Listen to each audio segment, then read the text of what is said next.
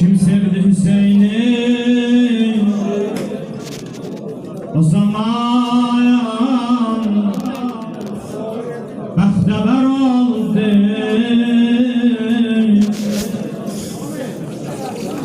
Kim sevdi Hüseyin'i o zaman bəxtəvər oldu. Zəhra nəzərindən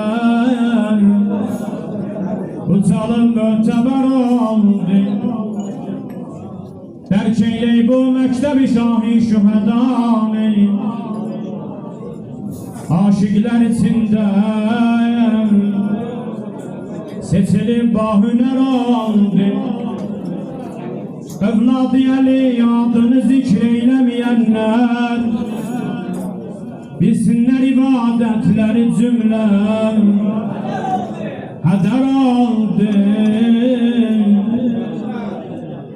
Millərlə adam beyyət edib gəldi minaya,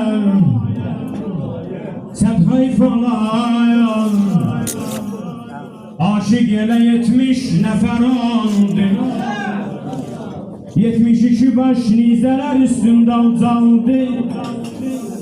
Kur'an okuyan nizədə tək bir cəsər oldu. Bir Kərbəla adlı kitab yazdı Hüseynin, taruz qiyamət oxunan bir əsər oldu.